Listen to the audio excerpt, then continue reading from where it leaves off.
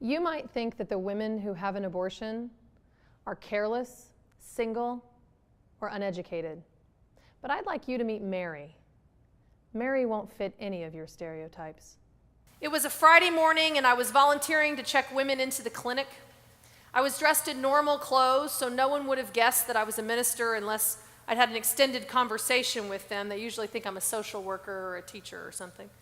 And frankly, I wasn't planning on telling anyone, simply because at the time, I was afraid that it would make them uncomfortable because of who they thought I represented.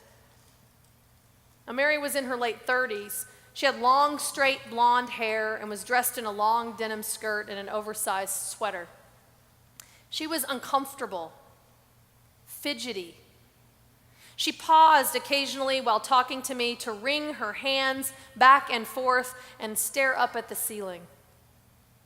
After helping her fill out her personal information on the forms, she turned and looked at me square in the eye for what was the first time and pointedly said, "Why are you helping me?" And I said, "Because I believe people who need help should be treated with dignity. And I know I can do that." She then told me that her husband didn't know that she was at the clinic, and that she had 5 other children who were with her sister that morning and who believed that she was at a doctor's appointment of another sort. She felt she was all alone and she couldn't tell anyone. She said that she'd been married for 6 years and had 5 children in those 6 years. She said she couldn't do it again. They were struggling to support the family as it was. She wasn't able to work because she had to care for those kids. And her husband, just the week before, had been laid off. He was a shift worker, so none of them had any insurance, even before he was laid off. And she was afraid that they were going to lose their home. She told me that her husband didn't believe in birth control. He believed that pregnancy was God's will and should be left up to God.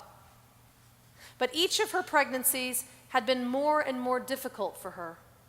She was even bedridden for the last 4 months with her youngest, and it took a toll on her other children and her relationship with her sister.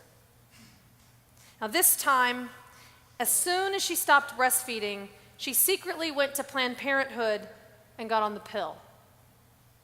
She was afraid if her husband found out about the contraception, he would leave her. And even though he had never physically hit her, she was frightened that if he found out, he might hurt her or her children. So she couldn't imagine him learning about the pregnancy or the abortion. She came to the clinic as soon as she knew she was pregnant. She didn't know what else to do.